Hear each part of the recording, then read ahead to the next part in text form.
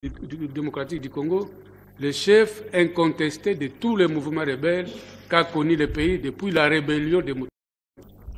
en passant par celle du Kundabatoire,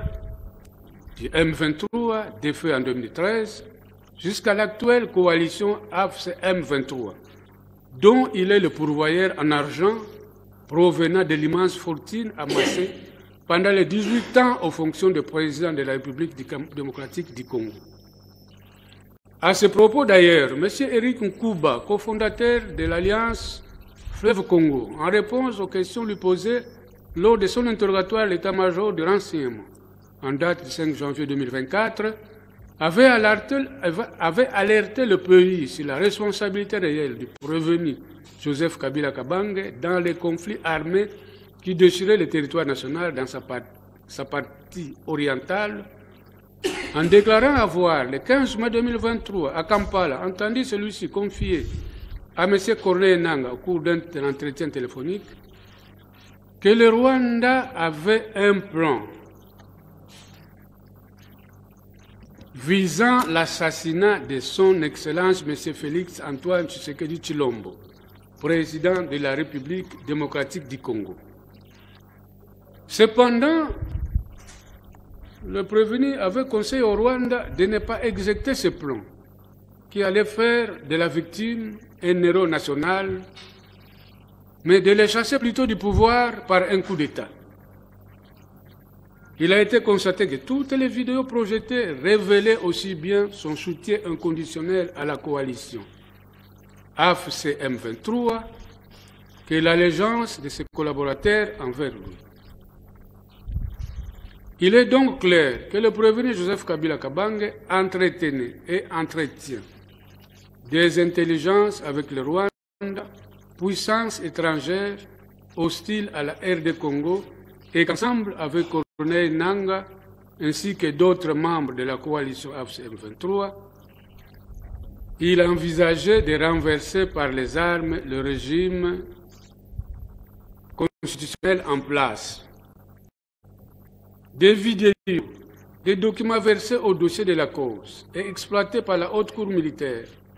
mettent en évidence les activités du prévenu Joseph Kabila Kabange depuis son arrivée dans la partie occupée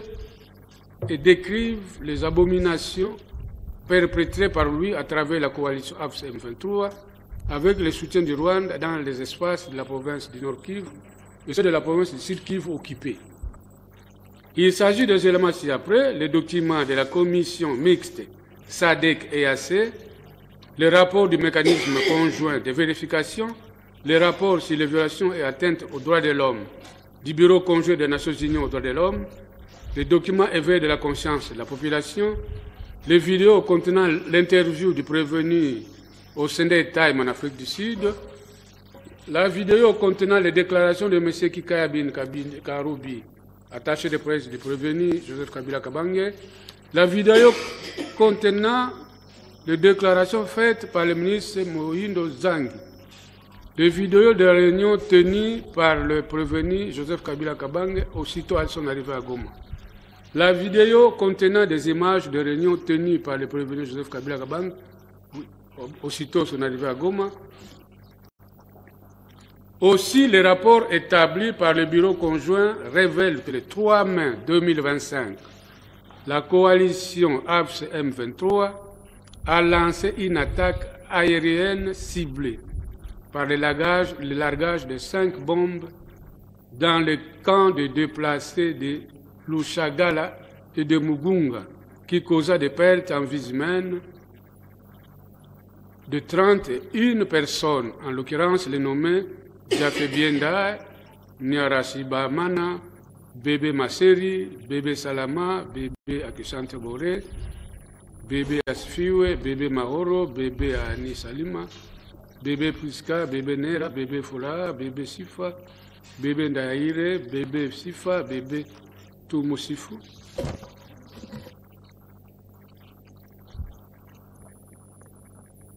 Bébé Bissimwa, Monsieur Rungu, Monsieur Jonas Luneo, Mérite Namaje. La même attaque a provoqué de blessures graves sur 21 autres personnes civiles, dont les noms Adeline Tougouve, Noël Ndole, Jojo, Samuel Moïse, Ope Mobuya, Matteo Musala, Jean-Marc Murangania Mapenzi,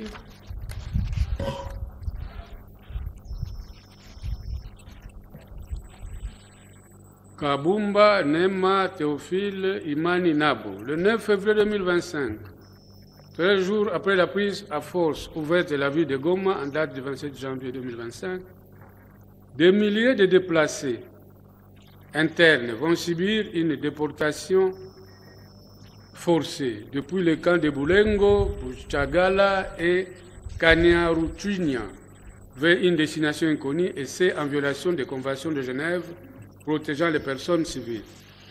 Le 11 février 2025, à Niragogo, plus précisément dans la localité de Kiziba 2, le terrorisme de la coalition AFC-M23 ont exécuté sommairement le chef des localités et 3 membres de sa famille. Le 25 février, toujours à Niragogo, mais dans la localité d'Engangi, ils vont commettre l'homicide collectif de 15 hommes, brûlés vifs à l'intérieur d'un bistrot. Le 28 février 2025, ils ont lancé une attaque contre l'hôpital CBCA Nosho. Cette attaque sera suivie de l'enlèvement et de la détention de 116 patients soupçonnés d'être des militaires ou affiliés à l'armée nationale. Le 11 mars 2025, un mois après la prise à force ouverte de la ville de Bukavu, le 11 février 2025, 5 éléments de la coalition AFC-M23 ont violé en présence de son fils une femme, précisément au camp militaire de Sayo. Le 3 mars 2025, des éléments de la coalition AFC-M23 ont torturé un homme âgé de 22 ans. Le suspecté d'être en contact avec les FARDC. Le 18 mars 2025, ils ont, à Bukavu, violé une femme lors d'une incursion effectuée dans un centre médical. Le 25 2025, ils ont, dans le territoire de Walungu, plus précisément Munzinzi, commis l'homicide intentionnel de 17 civils, dont les 10 ci-après ont été identifiés. Tahururua, Mugula, Bisimwa, Pindu, Mwene, Bugome, Machanza. Tels sont les faits pour lesquels le prévenu a été renvoyé devant la haute cour militaire. De l'analyse des faits selon leur matérialité. Dans leur ensemble, les parties civiles s'accordent sur le fait que le prévenu Kabila Kabange a effectivement, par l'interposition de la coalition AFC-M23, commis les faits reprochés par l'organe de la loi et que ces faits ont causé d'énormes préjudices à la République démocratique du Congo, lesquels sont d'ordre moral, matériel et financier et méritent une réparation équitable. Pendant certains conseils, la partie civile RD Congo. Cependant, certains conseils, la partie civile RD Congo, entre autres, Maître Bondo Bonchi Jean-Marie, Kabengele Ilunga et Maître Bondo Bonchi Jean-Marie Kabengele Ilunga et Samuel Dimoué Mpaka sont allés plus loin en affirmant que, selon eux, le prévenu Joseph Kabila était un étranger, plus précisément un sujet rwandais. En appui de leur position, ils ont allégué que l'organe de la loi n'a pas prouvé la détention par les 10 prévenus d'un certificat de nationalité congolaise, alors qu'il le poursuit pour l'infraction de trahison sur pied de l'article 182 du Code pénal congolais tel que modifié et complété à ce jour. En outre, ils ont produit devant la haute juridiction des témoignages, notamment celui du professeur Ngoï Moukena, ancien ministre de la Défense nationale et ancien combattant, de l'honorable Willy Mishiki, Sirbosolo, na politique, du 16 juin 2025, en rapport avec l'identité congolaise du prévenu. Quelques écrits des chercheurs de portée internationale et des documents dont le pacte de Nairobi de 2007 et le pacte de Nairobi sur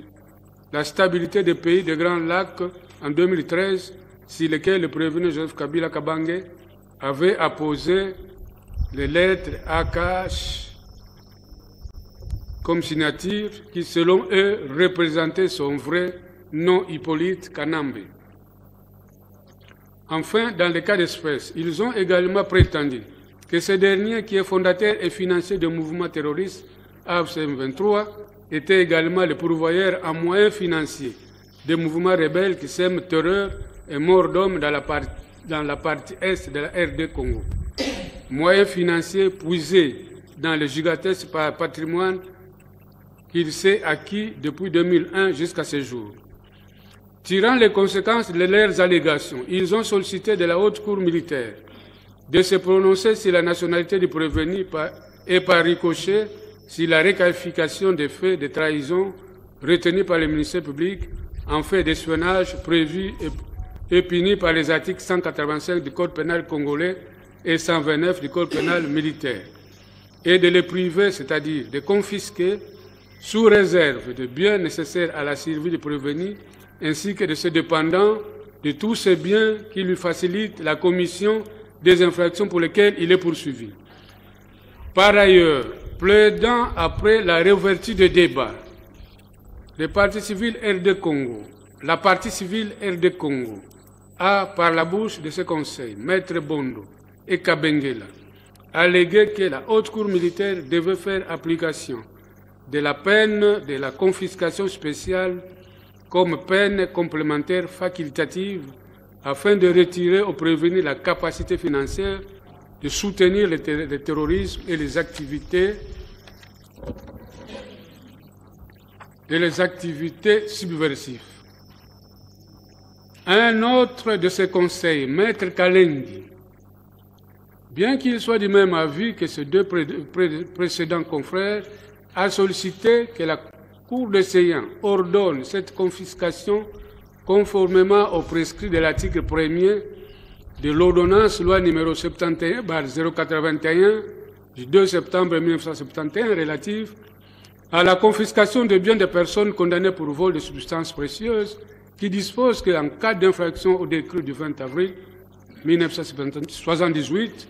tel que modifié et complété par l'ordonnance loi numéro 22 et 56, respectivement du 12 et 31 décembre 1969, tendant à renforcer la protection contre le vol de substances précieuses. En outre, la même partie civile, donc RD Congo, a, par le canal de ce même conseil, sollicité de la haute cour militaire de ne pas faire application de la peine de mort,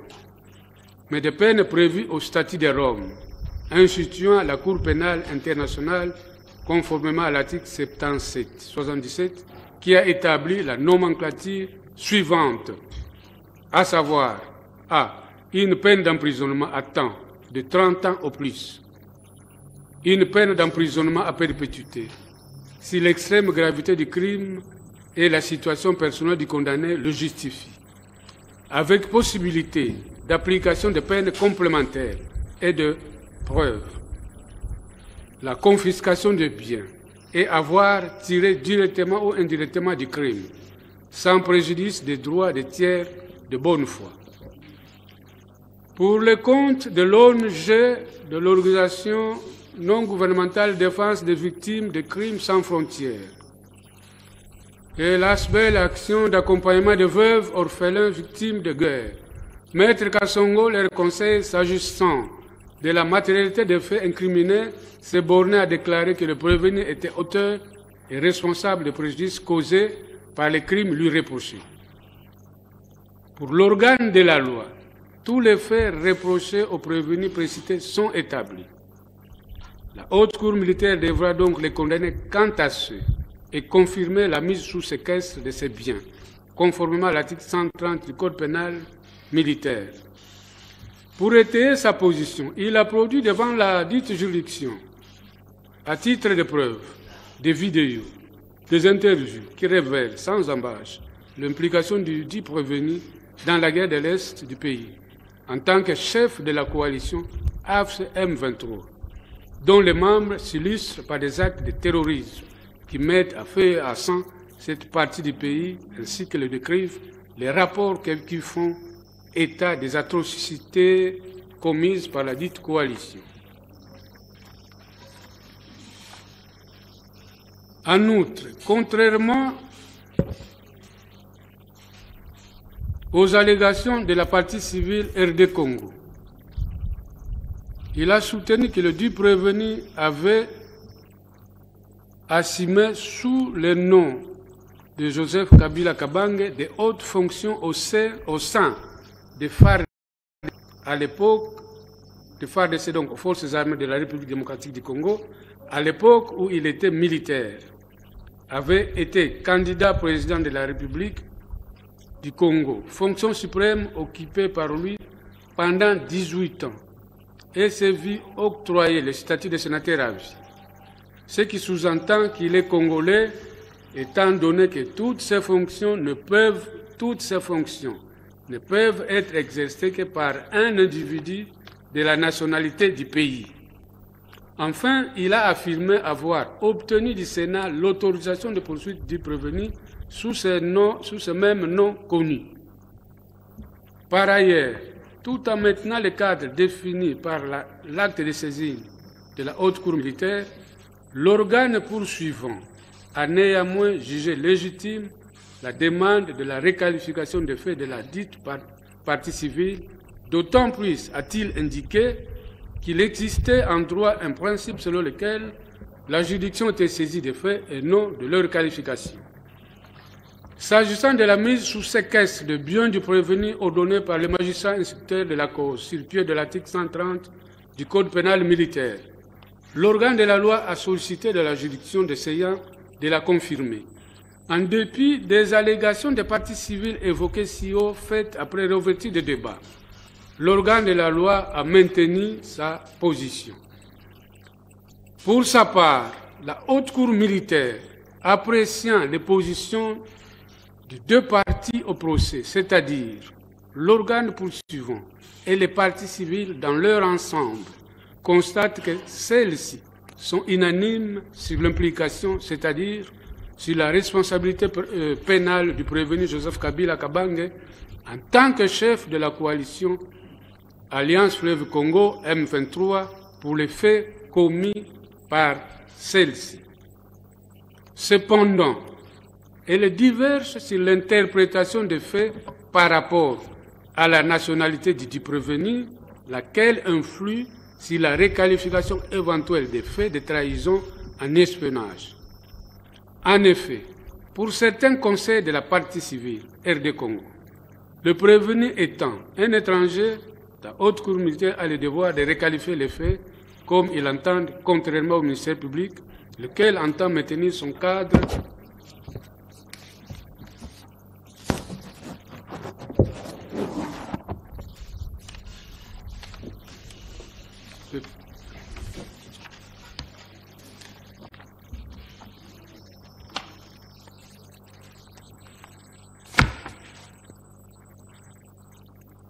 lequel entend maintenir son cadre de saisine tout en proposant aux tenants de la requalification pour extranéité du prévenu de s'adresser au gouvernement conformément à l'article 29 de la loi numéro 04/024 du 12 novembre 2004 sur la nationalité. La Haute Cour militaire note que les parties sont libres de présenter leurs observations au cours d'une procédure et partant solliciter par leurs conclusions la qualification correcte des faits. Elle rappelle que le juge est saisi in rem et in personam. En d'autres termes, le tribunal ne peut juger que les seules personnes régulièrement citées ou sommées ou mises en accusation et pour répondre de seuls faits qui leur sont expressément imputés par l'acte qui saisit la juridiction pénale. Là, il y a une jurisprudence qu'il faut lire, peut-être Antoine Rubens, vous trouverez ça à la page 107. Elle admet qu'il appartient donc au juge de donner au fait leur qualification. Cependant, contrairement à la procédure pénale ordinaire, l'article 256 du Code judiciaire militaire, qui traite de la requalification ou de disqualification des faits au cours d'une instance ne reconnaît ce pouvoir qu'au seul président de la juridiction. Selon cette disposition, le président peut poser d'autres questions subsidiaires. S'il résulte des débats, que le fait principal peut être considéré soit comme un fait puni d'une autre peine, soit d'une infraction de droit commun. De ce qui précède, la Haute Cour militaire ne fera pas droit à la démarche de la partie civile RD Congo et ne pourra statuer que sur les faits et la personne telle que repris dans la décision de renvoi qu'il a saisie. Quant à la confiscation de biens dits prévenus sollicités par la partie civile RD Congo, la Haute Cour militaire rappelle de prime abord que la dite confiscation spéciale est définie comme étant la mainmise de l'État décidée par une juridiction pénale de jugement sur un ou des biens appartenant à une personne condamnée. Là, vous pouvez lire la doctrine de Jean-Pierre Fouffet qui a écrit. Elle est réglementée par l'article 14 du Code pénal congolais et s'applique uniquement aux choses formant l'objet de l'infraction et à celles qui ont servi ou qui ont été destinées à commettre quand la propriété en appartient au condamné,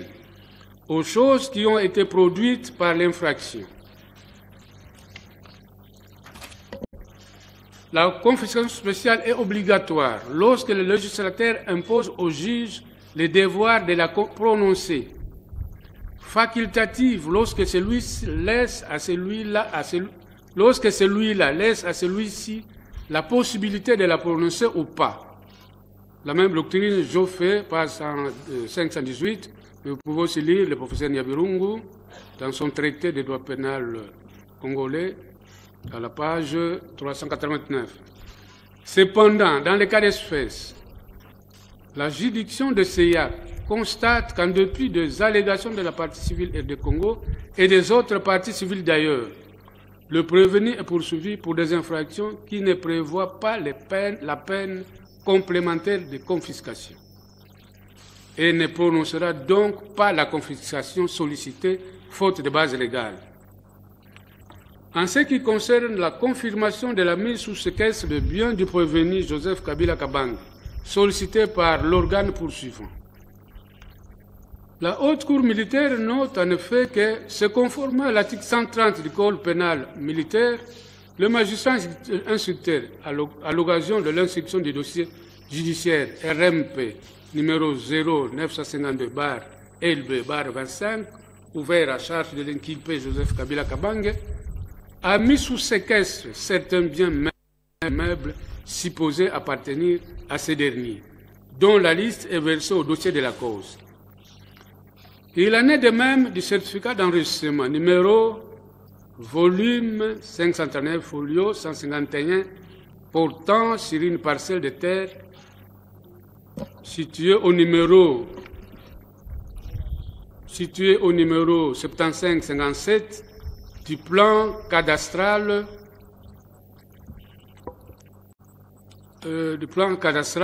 dans la ville de Kinshasa, commune de Gombe, d'une superficie de 40 ar 12 ar 69 centiares. D'après cette disposition, si les faits reprochés au prévenu constituent les infractions, c'est l'article 130, constituent les infractions de trahison, de désertion à l'étranger, de détournement des deniers publics ou des effets appartenant à l'État, ou s'il s'agit d'une insoumission ou d'une désertion pour lesquelles les inculpés ne comparaissent pas devant l'officier du ministère public, le magistrat chargé de l'instruction de l'affaire est tenu de mettre sous séquestre l'ensemble des biens de l'inculpé. Cependant, dans les cas sous examen, la Haute Cour militaire relève que l'organe de la loi poursuit les prévenus précités sur pied de l'article 182.1 du Code pénal ordinaire et non sur pied de l'article 128 du Code pénal militaire, ce qui ne justifie donc pas l'application de l'article 130 du Code pénal militaire relative à la mesure de séquestre des biens du dit prévenu prise par les magistrats instructeurs dans les cas d'espèce. En conséquence, la Haute Cour militaire ne confirma pas la mise sous séquestre des biens du dit prévenu, telle que sollicitée par le ministère public. En définitive, la Haute Cour militaire note que tous les éléments de preuve analysés ci-haut établissent la matérialité de tous les faits déférés. Discussion en droit. Confrontés au droit, les faits ci-dessus articulés sont constitutifs des infractions ci-après. Crimes de guerre prévus et punis par l'article 223 du Code pénal congolais, tel que modifié et complété par la loi numéro 015/22 du 31 décembre 2015. Apologie des actes d'atteinte aux intérêts fondamentaux de la nation, des actes de terrorisme et de crimes contre la paix et la sécurité de l'humanité prévus et punis par l'article 206 du Code pénal militaire.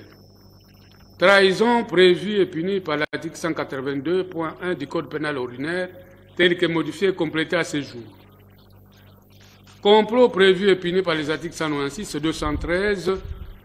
du Code pénal congolais et tel que modifié et complété à ce jour. Et participation à un mouvement insurrectionnel prévu et puni par les articles 136 et 139 du Code pénal militaire. Analysons chacune de ces infractions l'une après l'autre.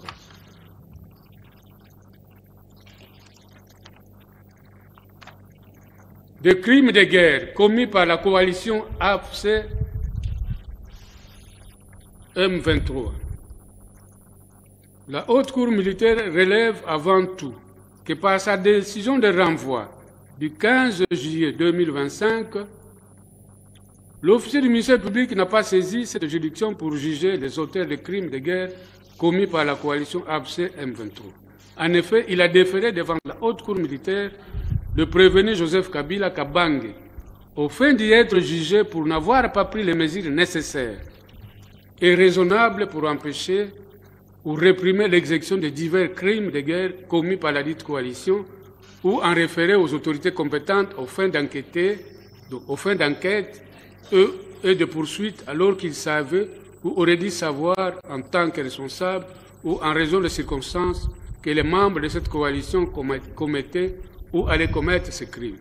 Cependant, avant d'établir la responsabilité pénale du prévenu susnommé, coalition Alliance Fleuve Congo par M23, il s'est au préalable d'établir en droit que ces crimes, dont la matérialité a été établie lors de l'analyse des faits, sont également établis en droit et c'est en application de l'article 223 du Code pénal congolais, tel que modifié et complété par la loi numéro 015/22 du 31 décembre 2015. Il s'agit de crimes de guerre par homicide intentionnel au meurtre, viol, déportation, torture, attaque contre les biens protégés. Mais avant tout, il convient de définir ce que l'on entend par crime de guerre. En effet, en vertu de l'article 223 du Code pénal congolais, tel que modifié et complété par la loi numéro 015/22 du 31 décembre 2015, on entend par crime de guerre les infractions graves aux conventions de Genève du 12 août 1949, à savoir l'un quelconque des actes ci-après, lorsqu'ils visent des personnes ou des biens protégés par des dispositions des conventions de Genève. L'homicide intentionnel, la torture ou le traitement inhumain, cruel ou dégradant, y compris les expériences biologiques, le fait de causer intentionnellement de grandes souffrances ou de porter gravement atteinte à l'intégrité physique, mentale ou à la santé, la destruction ou l'appropriation des biens non justifiés par des nécessités militaires et exécutés sur une grande échelle de façon illicite et arbitraire, le fait de contraindre un prisonnier de guerre ou une personne protégée à servir dans les forces d'une puissance ennemie, le fait de priver intentionnellement un prisonnier de guerre ou toute autre personne protégée de son droit d'être jugé régulièrement et impartialement, la déportation, le transfert illégal ou la détention illégale, la prise d'otages, les autres violations graves des lois ou coutumes applicables aux conflits armés internationaux dans le cadre établi de droit international, à savoir l'un quelconque des actes ci-après, le fait de diriger intentionnellement les attaques contre la population civile en tant que telle ou contre des civils qui ne participent pas directement aux hostilités, Le fait de diriger intentionnellement les attaques contre les biens de caractère civil, c'est-à-dire des biens qui ne sont pas des objectifs militaires, le fait de diriger intentionnellement les attaques contre le personnel, les installations, le matériel, les unités ou les véhicules employés dans le cadre d'une mission d'aide humanitaire ou de maintien de la paix, conformément à la Charte des Nations Unies ou à celle de l'Union africaine, pour autant qu'ils aient droit à la protection que le droit international des conflits armés garantit aux civils et aux biens de caractère civil. Le fait de diriger intentionnellement une attaque en chassant qu'elle causera incidemment des pertes en vie humaine dans la population civile, de blessures aux personnes civiles, des dommages aux biens de caractère civil ou dommages étendus, durables et graves à l'environnement naturel qui seraient manifestement excessifs par rapport à l'ensemble de l'avantage militaire concret direct attendu. Le fait d'attaquer ou de bombarder par quelque moyen que ce soit des villes, villages, habitations ou bâtiments qui ne sont pas défendus et qui ne sont pas des objectifs militaires, le fait de tuer ou de blesser un combattant qui a déposé les armes ou n'ayant plus de moyens de se défendre, de se rendre à discrétion, le fait d'utiliser indûment le pavillon parlementaire, le drapeau ou des insignes militaires et l'uniforme de l'ennemi ou de l'Organisation des Nations Unies, de l'Union africaine ou de toute autre organisation internationale, ainsi que les signes distinctifs prévus par les conventions de Genève, et ce faisant de causer de la perte de vies humaines ou de blessures graves. Les transferts directs ou indirects par une puissance occupante d'une partie de la population civile dans les territoires qu'elle occupe, ou la déportation ou le transfert à l'intérieur ou hors du territoire occupé de la totalité ou d'une partie de la population de ce territoire. Le fait de diriger intentionnellement les attaques contre les bâtiments consacrés à la religion, à l'enseignement, à la culture, à l'art, à la science ou à l'action caritative des mouvements historiques, des hôpitaux et des lieux où des malades ou des blessés sont rassemblés à condition qu'ils ne soient pas des objectifs militaires. Le fait de soumettre des personnes d'une partie adverse tombées à son pouvoir à des mutilations ou à des expériences médicales ou scientifiques, quelles qu'elles soient, qui ne sont ni motivées par un traitement médical dentaire ou hospitalier, ni effectué dans l'intérêt de ces personnes, et qui entraînent la mort de celles-ci ou mettent sérieusement en danger leur santé. Le fait de tuer des blessés par traîtrise des individus appartenant à la nation ou à l'armée ennemie, le fait de déclarer qu'il ne sera pas fait des quartiers, le fait de détruire ou de saisir le bien de l'ennemi, sauf dans les cas où ces destructions ou saisies seraient impérieusement commandées par les nécessités de la guerre, le fait de déclarer éteint, suspendu ou non recevable en justice les droits et actions des nationaux de la partie adverse, le fait pour un belligérant de contraindre les nationaux de la partie adverse à prendre le viol, l'esclavage sexuel, la prostitution forcée, le fait d'affamer délibérément des civils comme méthode de guerre, le fait de procéder à la conscription, à l'enrôlement en cas de conflit armé ne présentant pas un caractère international, les violations graves de l'article 3 commun aux 4 conventions de Genève du 12 août de 1949, les atteintes à la vie et à l'intégrité corporelle, notamment les meurtres sous toutes ses formes, les condamnations prononcées et les exécutions effectuées sans un jugement préalable, les autres, le fait de diriger intentionnellement des attaques contre la population civile en tant que telle ou contre les personnes civiles qui ne participent pas directement aux hostilités, le fait de diriger intentionnellement des attaques contre le personnel, les installations, les matériels, les unités, les véhicules employés dans le cadre d'une mission d'aide humanitaire ou de maintien de la paix conformément aux chartes des Nations Unies, le fait de procéder à la conscription ou à l'enrôlement d'enfants de moins de 18 ans, le fait d'ordonner le déplacement de la population civile pour des raisons ayant trait au conflit, le fait de tuer ou de blesser par traîtrise un adversaire, le fait de détruire, de saisir des biens de l'ennemi, sauf dans le cas où ces destructions sont saisies, où ces destructions ou saisies sont impérieusement commandées par les nécessités de la guerre. Les dispositions du point 3 de l'alinéa 1er du présent article s'appliquent aux conflits armés présentant un caractère international et ne s'appliquent donc pas aux situations de troubles et tensions internes telles qu'elles émettent les actes isolés, les sporadiques, de violence ou les actes de nature similaire. Les dispositions du point 4 ci-dessus du présent code s'appliquent aux conflits armés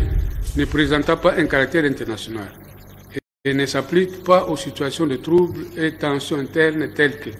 les émeutes, actes isolés, sporadiques, de violence, des actes de nature similaire. Elles s'appliquent en revanche aux conflits armés qui opposent de manière prolongée sur le territoire d'un État les autorités de gouvernement de cet État à des groupes armés organisés ou qui opposent des groupes armés organisés entre eux. Le crime de guerre est puni de mort. La Haute Cour militaire rappelle de prime abord que les crimes de guerre sont classés par le droit international pénal dans la catégorie de crimes graves, des crimes contre la paix et la sécurité de l'humanité et des crimes internationaux. Ils sont constitués de 3 groupes d'éléments à l'image du corps humain qui sont les éléments contextuels du crime représentant la tête, les éléments spécifiques du crime représentant le tronc, les éléments de la forme de responsabilité qui représentent les membres, les éléments contextuels du crime qui représentent la tête. S'agissant de l'élément contextuel, il permet de distinguer d'une part les crimes internationaux, les crimes ou infractions de droit commun, et d'autre part, de distinguer les crimes internationaux entre eux. C'est grâce à l'élément contextuel qu'on peut distinguer les crimes de guerre du crime contre l'humanité ou les crimes de guerre du crime de génocide.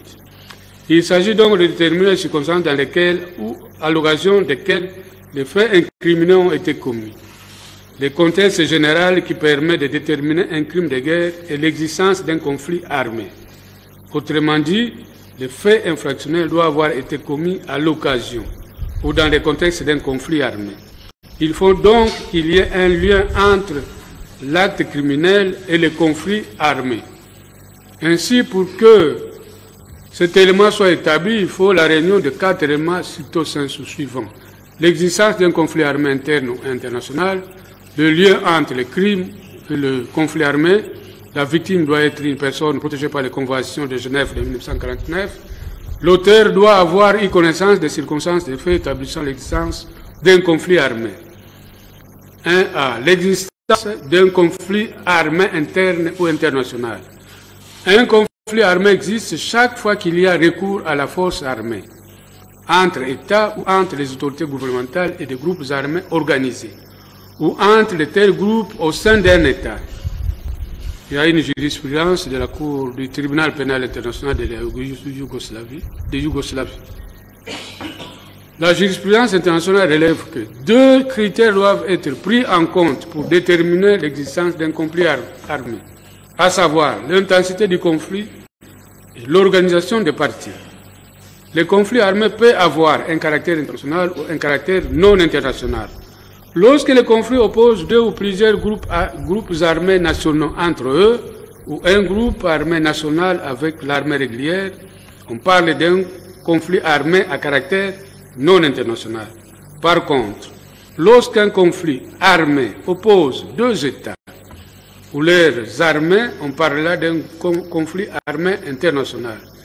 Dans le cas d'espèce, il s'agit d'un conflit armé transnational, en ce que ce conflit armé oppose les forces armées de la République démocratique du Congo à un groupe armé national, à savoir la coalition Alliance Fleuve Congo M23, avec cette particularité que la dite coalition est militairement appuyée par l'armée d'un autre pays, en l'occurrence les forces de défense du Rwanda. Il y a lieu de rappeler que le conflit armé transnational est assimilé en droit au conflit armé international. Pour déterminer l'existence d'un conflit armé, on tient compte de l'intensité du conflit et l'organisation de parties belligérantes. Jurisprudence de la Cour pénale internationale pour le Rwanda. L'intensité de ce conflit se traduit par sa durée dans le temps,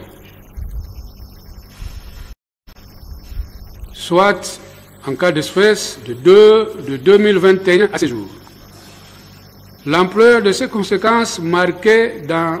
par l'occupation par les rebelles de larges pans de territoire et le déplacement massif de milliers de personnes fuyant les zones de combat tant ceux-ci sont intenses. Les dégâts matériels et les pertes en vies humaines occasionnés par ces conflits. Quant à l'organisation des parties au conflit, il y a lieu de rappeler ici que le gouvernement congolais, bien qu'ayant engagé beaucoup de moyens tant humains que logistiques dans ces conflits, ne parvient pas à écraser cette rébellion à cause de l'appui des puissances étrangères qui ont doté celle-ci de moyens matériels très sophistiqués. Le lien entre les crimes et les conflits. La haute cour militaire relève que tous les crimes reprochés aux éléments de la coalition Alliance Fleuve Congo M23 ont été commis en rapport ou à l'occasion de conflits armés. Il en est ainsi dans les cas d'espèce de morts et blessés résultant de largage de bombes sur les camps de déplacés, le meurtre de personnes considérées comme wazalendo, c'est-à-dire ennemis, le meurtre de 17 civils sommairement exécutés dans la localité de Munzinzi, au sud Kivu, des viols, tortures, déplacement de la population. 3A. La victime était une personne protégée. La victime, ou du moins les victimes de crimes, doivent être des personnes entrant dans la catégorie de personnes protégées par le paragraphe 1er de l'article 3 commun du protocole 2 des conventions de Genève, à savoir les populations civiles et les civils, les femmes et les enfants, les populations des territoires occupés, les blessés ou les malades, les personnels sanitaires et religieux, les personnels privés de liberté détenus ou internés, les prisonniers de guerre. Bref, il s'agit de personnes qui ne participent pas au combat ou qui, ayant participé au combat, ne peuvent plus le faire pour avoir été mis hors combat pour raison de blessures, de maladies ou d'immobilisation par l'adversaire. Dans le cas d'espèce, la haute cour militaire relève que les victimes de crimes commis par la coalition Alliance Fleuve Congo M23, notamment le largage de bombes dans le camp de déplacés, la déportation, le viol, les tortures, sont principalement des personnes civiles qui ne prenaient nullement part au conflit. L'auteur avait connaissance de l'existence d'un conflit armé. L'élément intellectuel. Le latiniste s'appelait ça la mens rea. Consiste quant à elle à la connaissance par l'auteur de l'existence d'un conflit armé. Dans le cas d'espèce, plus qu'une connaissance de l'existence d'un conflit armé, le dirigeant de la coalition Alliance Fleuve Congo M23 proclame et déclare haut et fort qu'ils sont en guerre et ont engagé les hostilités contre l'armée gouvernementale de la République démocratique du Congo pour renverser par les armes le régime de Kinshasa. C'est du reste cela que, prenant fait et cause pour la rébellion, le prévenu Joseph Kabila Kabange qualifie ces actions comme étant la manifestation ou l'expression des aspirations légitimes du peuple congolais. Propos du reste repris pompeusement par son proche collaborateur Kikaya Bin Karoubi lors d'une interview aux États-Unis. Les éléments spécifiques du crime de guerre commis par la coalition AFC-M23, le crime de guerre stricto sensu.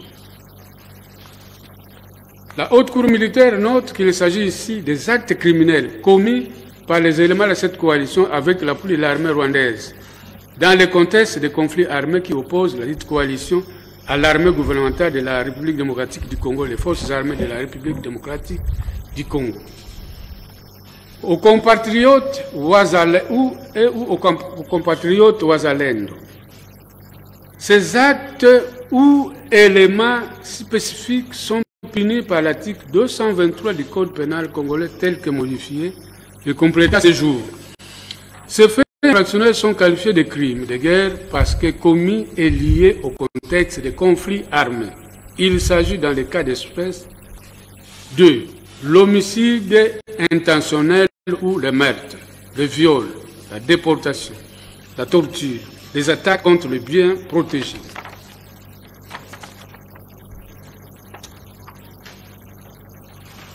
Point 1. L'homicide intentionnel ou le meurtre comme crime de guerre prévu et puni par l'article 223.1a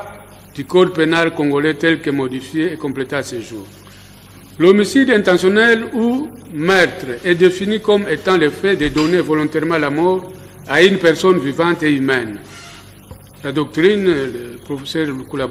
Bolongo, comme crime de guerre, le meurtre requiert la réunion des éléments matériels et intellectuels ci-après. Les éléments matériels sont de doubles ordres. L'auteur a tué une ou plusieurs personnes. Il faut que l'auteur ait causé la mort d'une ou de plusieurs personnes. La jurisprudence internationale a jugé que les éléments du meurtre peuvent être considérés comme réunis quand bien même le corps de la victime ait été trouvé ou non. L'essentiel étant que même en se servant de preuves indirectes, on aboutisse à la conclusion, la seule possible et raisonnable, que la victime est morte. Il y a une jurisprudence Katanga. Par ailleurs,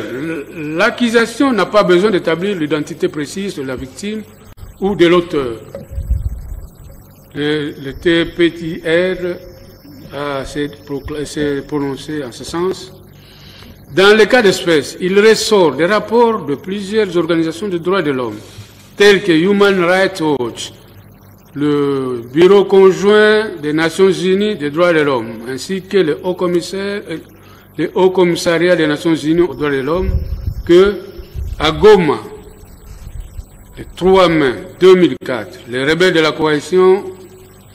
Alliance Fleuve Congo M23 ont donné la mort à 31 personnes, de suite des éclats de 5 bombes larguées sur le camp des déplacés de Lushagala et de Mugunga.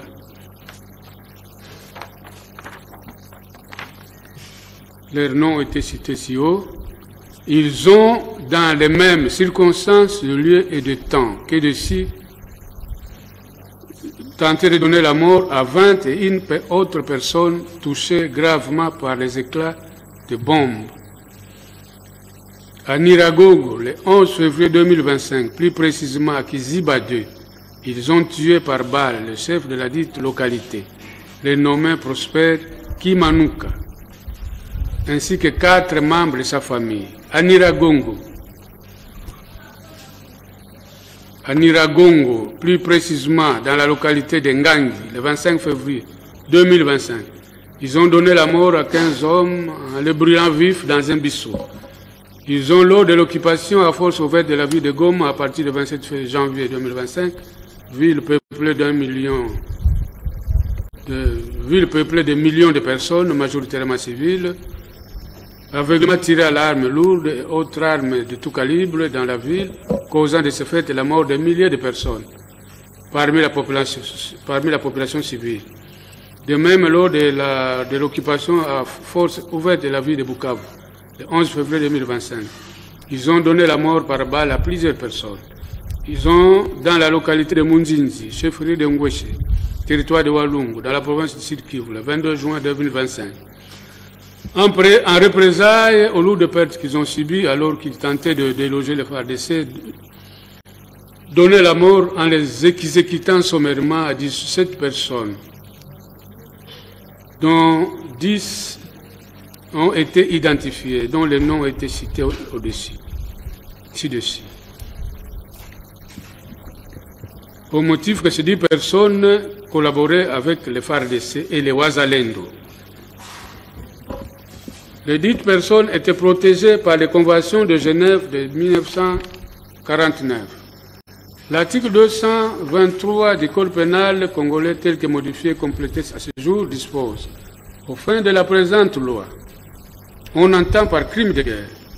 les infractions graves aux conventions de Genève du 12 août 1949, à savoir l'un de quelconque des actes ci-après lorsqu'il vise des personnes ou des biens protégés par les dispositions des conventions de Genève. Ainsi donc, la victime ou les victimes visées par les actes mortels doivent être des personnes protégées à l'article 3 commun aux conventions de Genève, à savoir les prisonniers de guerre, les blessés ou malades, les personnes sanitaires et les religieux, la population civile et les civils, les personnes privées de liberté, détenues ou internées, les femmes et enfants ou la population d'un territoire occupé. Bref, il s'agit de personnes qui ne participent pas au combat ou qui, ayant participé au combat, ne peuvent plus le faire pour avoir été mis hors de combat pour raison de blessures, maladies ou d'immobilisation par l'adversaire. Dans les cas d'espèce, toutes les personnes tuées dans la province du Nord Kivu et Sud, telles que mentionnées plus haut, ainsi que celles exécutées sommairement dans la localité Munzinzi, la province de Sud Kivu, sont des civils et ne participant pas aux hostilités. Quant aux éléments intellectuels, il est dit que l'auteur doit seulement être habité par l'intention de donner la mort à la victime ou de porter une atteinte grave à son intégrité physique malgré le fait qu'il sache que cette personne ne prenait pas part au conflit et qu'elle était par conséquent une personne protégée. Dans les cas d'espèce, la Haute Cour militaire relève que l'élément moral réside dans le fait que les combattants de la coalition Alliance Fleuve Congo M23 ont volontairement donné la mort à toutes les personnes que nous avons, à toutes les personnes citées si haut.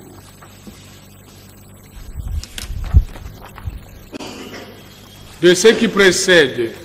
tous les éléments, tant matériels qu'intellectuels, du meurtre commis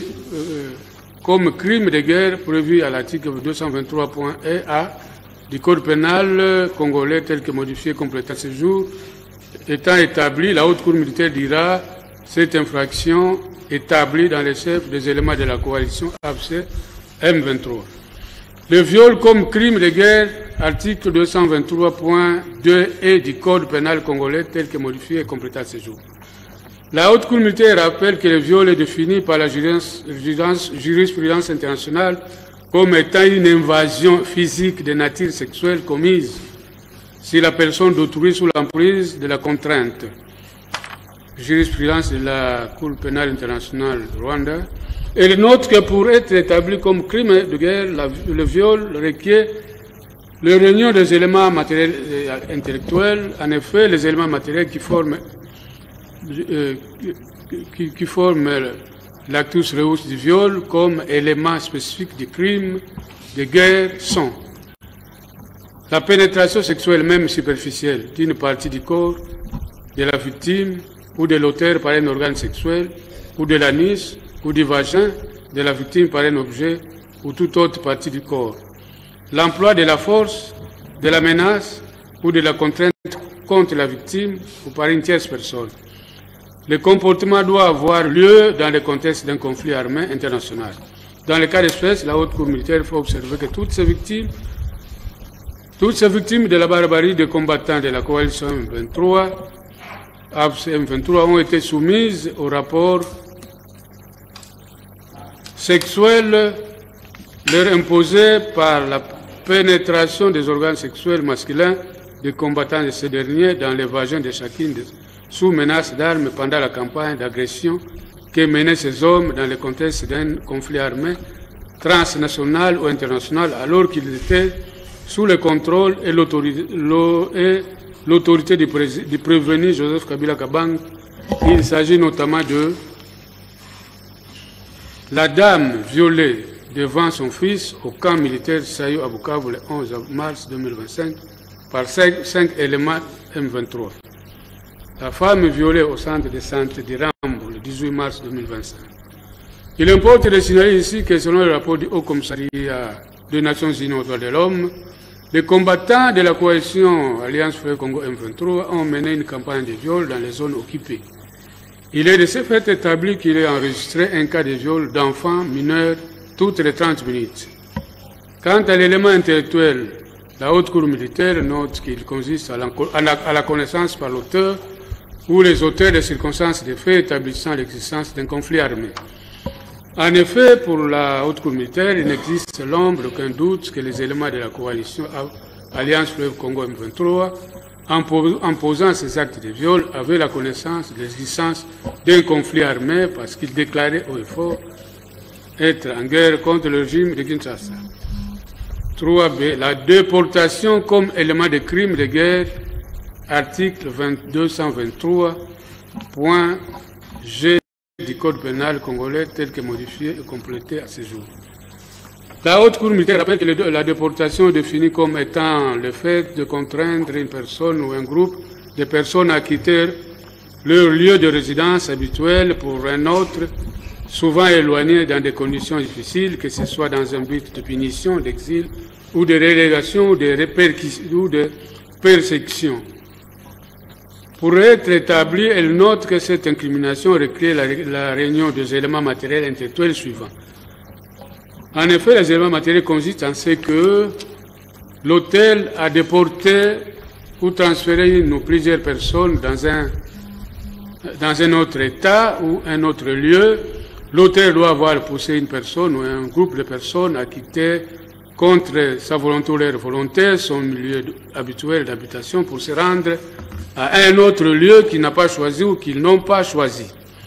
Tel est le cas dans les cas d'espèce, les autorités de la coalition Alliance Fleuve Congo M23 qui ont chassé sans ménagement les déplacés installés dans les cas des déplacés de Bulengo, Bushagala, Kanyarushima, le 9 février 2025, qu'ils ont renvoyés à des destinations inconnues et non désirées ou choisies par ces personnes. La dite ou les dites personnes étaient protégées par une ou plusieurs des conventions de Genève. La Haute Cour militaire relève que dans les cas d'espèce, ça n'a pas le fait que ces personnes soient toutes des personnes civiles. Elles sont aussi des déplacés de guerre et des réfugiés, c'est-à-dire des personnes protégées par, entre autres, l'article 3 de la Convention de Genève. Le comportement a eu lieu dans le contexte et était associé à un conflit armé international ou non international. La Haute Cour militaire note qu'il s'agit bien d'un conflit transnational ou international, opposant les éléments de la coalition Alliance Fleuve Congo, M23, aux forces armées de la République démocratique du Congo et aux volontés de la patrie. En ajoutant que la coalition est appuyée par les forces de défense du Rwanda. Quant aux éléments intellectuels, il consiste en ce que l'auteur et les auteurs avaient connaissance des circonstances des faits établissant ces statuts de personnes protégées. Le responsable de la coalition Alliance Fleuve Congo M23 savait par le fait que ces personnes habitaient dans le camp des déplacés et ne vivaient que grâce à l'assistance des humanitaires, qu'elles étaient des personnes protégées. L'auteur avait connaissance des circonstances des faits établissant l'existence d'un conflit armé. La Haute Cour rappelle que ces éléments ont déjà été examinés lors de l'examen du viol. 4b. La torture comme crime de guerre. Article 223.1b du Code pénal congolais tel que modifié et complété à ce jour. Est qualifié de torture tout acte par lequel une douleur ou des souffrances aiguës, physiques ou mentales, sont intentionnellement infligées à une personne aux fins notamment d'obtenir d'elle ou d'une tierce personne de renseignements ou des aveux et de la punir d'un acte qu'elle a qu'elle ou une tierce personne a commis, de l'intimider ou de faire pression sur elle ou sur une tierce personne lorsqu'une telle douleur ou telle souffrance sont infligées par un agent de la fonction publique ou toute autre personne agissant à titre officiel ou à son instigation ou avec son consentement express ou tacite. Ce terme ne s'entend pas à la douleur ou aux autres souffrances résultant uniquement des sanctions légales inhérentes à ces sanctions ou occasionnées par elles. La jurisprudence et le tribunal pénal international pour le Rwanda. Pour être établi comme crime de guerre, la Haute Cour militaire relève que cette incrimination exige la réunion des éléments matériels et des éléments intellectuels. En effet, les éléments matériels consistent en ce que l'autel a infligé une douleur ou des souffrances aiguës, physiques ou mentales, à une ou plusieurs personnes dans le but notamment d'obtenir de renseignements ou des aveux, de punir, d'intimider ou de contraindre, ou pour tout autre motif fondé sur une forme de discrimination, quelle qu'elle soit. Dans les cas d'espèce, il ressort de plusieurs organisations des droits de l'homme, notamment celui du Haut-Commissaire des Nations Unies aux droits de l'homme, du Bureau conjoint des Nations Unies aux droits de l'homme, et que les éléments de la coalition AFC M23, après avoir occupé la ville de Goma, ont instauré la pratique de torture et autres formes de mauvais traitements pour imposer l'ordre, forcer des personnes à travailler, réprimer toute opposition, extraire des informations. La dite ou les dites personnes étaient protégées par une ou plusieurs des conventions de Genève de 1949. Bien entendu, toutes les personnes victimes de ce traitement par les éléments de la coalition Alliance Fleuve Congo M23 étaient des civils et ou des personnes ne participant pas au conflit. Tel est le cas de l'homme âgé de 22 ans torturé à Bukavu le 13 mars 2025. Le comportement a eu lieu dans le contexte était associé à un conflit armé international. La Haute Cour militaire renvoie à l'analyse faite précédemment dans l'infraction de viol. Quant aux éléments intellectuels, ils consistent dans la connaissance par l'auteur ou les auteurs d'une part des circonstances de faits établissant ce statut de personnes protégées et d'autre part des circonstances de faits établissant l'existence d'un conflit armé. La Haute Cour militaire a fait la même analyse que celle faite précédemment. Attaque 5B, attaque causant incidemment de pertes en vie humaine, de blessures et dommages excessifs, article 223.2d du Code pénal congolais, tel que modifié et complété à ce jour. La Haute Cour militaire note que pour être établie cette incrimination requiert la réunion des éléments matériels et intellectuels. S'agissant de ces éléments, ils sont constitués d'une part par le fait que l'auteur a lancé une attaque et d'autre part par le fait que cette attaque était telle qu'elle allait causer de pertes en vie humaine et de pertes parmi la population civile, des dommages aux biens de caractère civil et des dommages étendus, durables et graves à l'environnement naturel, qui seraient manifestement excessifs par rapport à l'ensemble de l'avantage concret et direct attendu. Il faut ajouter à ces deux éléments le fait que le comportement a eu lieu dans le contexte était associé à un conflit transnational ou international. Dans les cas d'espèce, la Haute Cour militaire relève que les éléments de la coalition Alliance Fleuve Congo M23 ont causé la mort de plusieurs personnes lors des attaques à Goma. En effet, les rapports des Nations Unies exploités lors des audiences signalent que lors de l'occupation à force soviétique de la ville de Goma, à partir du 27 janvier 2025, ville peuplée de millions de personnes, majoritairement civiles, de dits éléments ont aveuglément tiré à l'arme lourde et autres armes de tout calibre dans la ville, causant incidemment de ce fait la mort de milliers de personnes parmi la population civile. Quant aux éléments intellectuels, ils sont constitués par le fait que l'auteur ou les auteurs savaient que l'attaque causerait incidemment des pertes en vie humaine ou que de blessures parmi la population civile, des dommages aux biens de caractère civil et des dommages étendus, durables et graves à l'environnement naturel que sera excessif par rapport à l'ensemble de l'avantage militaire concret et direct attendu. Dans les cas sous examen, le dit élément réside dans le fait que le combattant de la coalition Alliance Fleuve Congo M23, malgré le fait qu'il savait que la ville de Goma est majoritairement peuplée par des personnes civiles, ont lancé des attaques dirigées aveuglément intentionnellement à l'arme lourde et largué des bombes qui ne pouvaient inévitablement que causer des morts parmi la population civile non combattante, personnes protégées par excellence. Ils ont donc consciemment assumé ces conséquences en passant outre le respect des principes fondamentaux visant à protéger les personnes non impliquées dans les combats et à limiter les efforts les effets des hostilités, à savoir le principe de distinction, le principe de proportionnalité et le principe de précaution imposé aux belligérants en cas de conflits armés. Cet élément peut également découler du fait que l'auteur et les auteurs avaient connaissance de circonstances de faits établissant l'existence d'un conflit.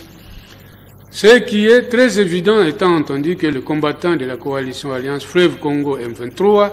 en tant que de combattant, ne pouvait pas ne pas savoir, connaissant la puissance mortelle et la portée des armes utilisées, notamment les armes lourdes et les bombes, que leur emploi dans une ville aussi peuplée entraînerait inévitablement des victimes collatérales et incidentes. De ce qui précède, la haute cour militaire dira que cette infraction existe dans les chefs de combattants de la coalition APS M23.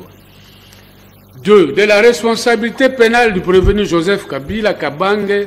pour les crimes de guerre commis par la coalition APS, Alliance Fleuve Congo M23. Cette matière est prévue à l'article 21 bis du Code pénal congolais tel que modifié et complété par la loi numéro 15/022 du 31 décembre 2015 qui dispose: lorsqu'il s'agit de crimes prévus au titre 9 relatifs aux crimes contre la paix et la sécurité de l'humanité, une personne est pénalement responsable si elle commet un tel crime, que ce soit individuellement, conjointement avec une autre personne ou par l'intermédiaire d'une autre personne, et que cette autre personne soit ou non pénalement responsable. 2. Elle ordonne, sollicite ou encourage la commission d'un tel crime dès lors qu'il y a commission ou tentative de commission de ce crime. En vue de faciliter la commission d'un tel crime, elle apporte son aide, son concours ou toute autre forme d'assistance à la commission ou à la tentative de commission de ce crime, y compris en fournissant les moyens de cette commission. Elle contribue de toute autre manière à la commission ou à la tentative de la commission d'un tel crime ou par un groupe de personnes agissant de concert. Cette contribution doit être intellectuelle, cette contribution doit être intentionnelle et, selon les cas, viser à faciliter l'activité criminelle ou le dessein criminel du groupe, si cette activité ou ce dessein comporte l'exécution d'un crime relevant de la compétence de la Cour pénale internationale. Être faite en pleine connaissance de l'intention du groupe de commettre ce crime. S'agissant du crime de génocide, elle incite directement et publiquement autrui à les commettre. Elle tente de commettre un tel crime par des actes qui, par leur caractère substantiel, constituent un commencement d'exécution, mais sans que le crime soit accompli en raison de circonstances indépendantes de sa volonté. Toutefois, la personne qui abandonne l'effort tendant à commettre le crime ou en empêche de quelque façon l'achèvement ne peut être puni en vertu du présent article pour tentative si elle a complètement et volontairement renoncé au dessein criminel. Dans les cas d'espèce, La haute cour militaire relève qu'en ce qui concerne le prévenu Joseph Kabila Kabange, il lui sera appliqué la forme de responsabilité individuelle prévue à l'article 21 bis, point 1, plus particulièrement la préparation indirecte ou la commission de crimes par l'intermédiaire d'un autre. En effet, cette responsabilité repose sur l'idée que les auteurs principaux de crimes ne se trouvent pas uniquement parmi ceux qui exécutent physiquement les éléments objectifs de l'infraction, mais également parmi ceux qui, en dépit de la distance qui les sépare du lieu du crime, contrôlent ou dirigent la commission de ce dernier parce qu'ils décident si l'infraction sera commise et comment elle sera commise. Elle résulte de ce que l'auteur intellectuel, autrement dit l'auteur derrière l'auteur, est responsable car il contrôle la volonté de l'auteur direct. Dans la doctrine du professeur Nyabirungu, il est de ce fait possible que les deux auteurs soient pénalement responsables en tant qu'auteurs principaux. L'auteur direct parce qu'il a exécuté les éléments subjectifs et objectifs du crime, l'auteur derrière l'auteur parce qu'il exerce un contrôle sur le crime en contrôlant la volonté de l'auteur direct. Ça, c'est dans l'affaire procureur contre Germain Katanga et Mathieu Moujolo. C'est une jurisprudence. La haute cour militaire note que cette responsabilité pour être établie requiert la réunion des éléments matériels ou objectifs et les éléments intellectuels ou subjectifs. Les éléments objectifs de la commission du crime par l'intermédiaire d'une autre personne, c'est-à-dire les éléments matériels de cette forme de participation criminelle. L'auteur intellectuel exerce un contrôle sur le crime en ayant le contrôle sur la volonté de l'auteur matériel ou sur le groupe. Cet élément est basé sur la relation hiérarchique entre supérieur et subordonné. L'auteur intellectuel étant supérieur et l'exécutant étant subordonné. L'auteur intellectuel étant supérieur et l'exécutant étant subordonné, de par cette relation, l'auteur intellectuel doit s'assurer que les ordres donnés seront exécutés. Il a autorité sur l'exécutant ou sur le groupe. Dans le cas sous examen, la haute cour militaire fait observer que la relation sus-évoquée existe bel et bien entre le prévenu Joseph Kabila Kabange, sénateur à vie supérieur et auteur intellectuel, et Corneille Nangaa et sa bande, c'est-à-dire la coalition Alliance Fleuve Congo, M23, subordonnés et exécutants. Ce qui a été démontré par le fait de la cause, lequel relève que non seulement il a le contrôle sur tous les groupes, mais aussi il a autorité sur tous les membres du groupe. En effet, dès son arrivée à Goma, le prévenu Kabila Kabange a déployé des activités qui ont révélé au monde qu'effectivement M. Corneille Nangaa n'était qu'un simple coordonnateur de la coalition Alliance Fleuve Congo M23. Des vidéos projetées lors des audiences publiques montrent ce dernier se soumettant au protocole, faisant allégeance au dit prévenu, lequel, juché sur son piédestal, donnait des instructions à ses collaborateurs et avait aussitôt effectué des inspections des troupes dans les centres de formation. En outre, les déclarations faites en justice par M. Eric Kouba, membre cofondateur de l'Alliance Fleuve Congo M23, sont édifiantes sur le fait que le dit prévenu instruisait ses collaborateurs depuis l'étranger où il résidait. L'auteur intellectuel entend pour l'auteur direct ou le groupe de commettre des crimes. En effet, étant dans une relation entre supérieur et subordonné, l'auteur intellectuel, le supérieur, doit avoir la garantie que les ordres donnés par lui en tant que chef reconnu seront généralement exécutés par l'auteur direct ou le groupe. Il est essentiel que le chef ou le dirigeant exerce une autorité et un contrôle sur l'appareil et que cette autorité et ce contrôle soient manifestés dans l'exécution de ces ordres par ses subordonnés. Pour exécuter ce contrôle, il peut engager les subordonnés, les former, leur imposer une discipline, leur fournir des moyens. À l'affaire procureur contre Germain Katanga, de cette jurisprudence aussi. Dans les cas d'espèce, le prévenu Joseph Kabila Kabange, un des initiateurs et autorités suprêmes de la coalition Alliance Fleuve Congo M23, comme l'a si bien indiqué le ministre Moïndo Nzangi, après avoir mis les moyens à la disposition de ce groupe, donc de la coalition, lui a assigné une mission et prescrit certains devoirs à remplir. Pour s'assurer de la bonne exécution de ces instructions, il s'est personnellement transporté à Goma, zone sous occupation rebelle, malgré les tollés et la désapprobation que cela a provoqué au pays, pour entre autres assurer de lui-même de l'accomplissement des tâches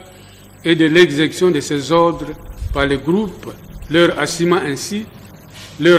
ainsi qu'il était avec eux et qu'il poursuivait toujours et qu'il pouvait toujours compter sur lui. 2. L'élément subjectif de la commission du crime par l'intermédiaire d'une personne ou d'un groupe. Il s'agit ici de l'élément intentionnel. La connaissance par l'auteur intellectuel de circonstances qui établissent son contrôle sur les crimes. L'auteur intellectuel sait et est conscient que l'exécutant ou le groupe opérant sous son contrôle posera des actes qui peuvent être de nature criminelle, mais il préfère laisser faire. Il assume ainsi en toute conscience la responsabilité des actes commis par l'exécutant ou tous les groupes. Dans les cas d'espèce, la Haute Cour militaire relève que le prévenu est, en tant qu'ancien chef de l'État, bien placé pour savoir que le M23, qu'il avait du reste combattu en tant que tel entre 2012 et 2013, s'est toujours rendu coupable de plusieurs crimes. Mais il a préféré, en âme et conscience, se servir de ce groupe pour atteindre ses objectifs, à savoir le renversement du régime par un coup d'État. Sur ce point, les dépositions de M. Éric Nkouba en justice et dont le tir a été faite pendant les audiences en sont éloquentes. En outre, il s'agit ici des actes criminels commis par les éléments de cette coalition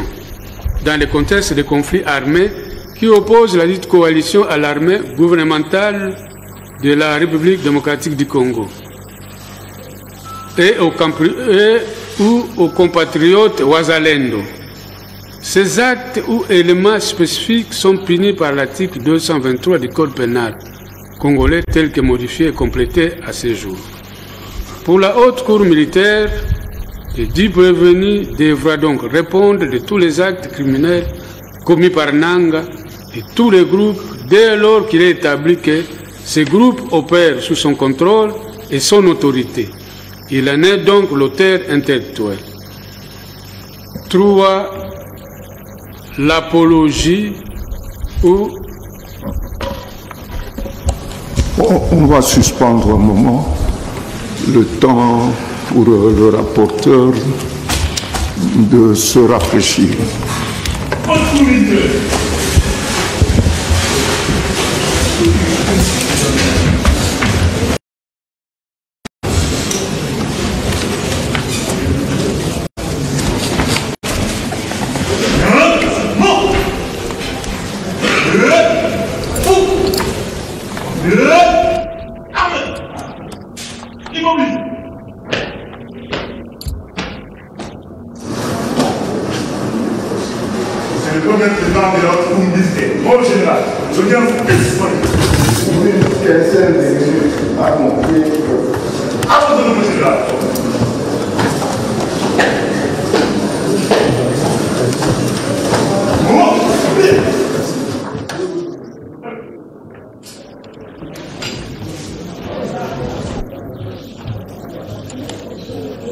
lu tout à l'heure, plus de 2 heures,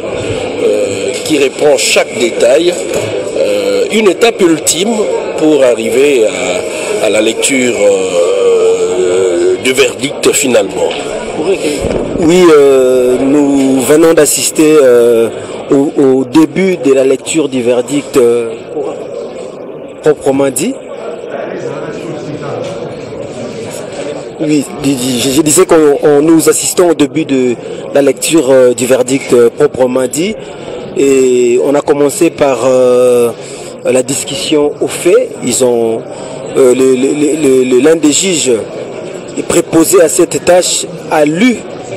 les faits de la présente cause du début jusqu'à la phase du procès. Les juges a rappelé tous les faits qui ont conduit à ce que l'auditeur l'auditeur général de forces armées puisse justement requérir les poursuites au niveau du Sénat contre le sénateur à vie Joseph Kabila. Et après les discussions de faits, sur les faits, les magistrats a entamé la discussion en droit où nous avons vu par exemple que les vrais dispositifs du jugement de l'arrêt n'est pas encore lu, mais ça déjà la lecture à laquelle nous allons assister, nous avons assisté jusque-là, a déjà un peu donné les couleurs de ce que sera ce verdict. Nous avons par exemple compris que en ce qui concerne la question de la nationalité, c'est comme si la Cour n'a pas voulu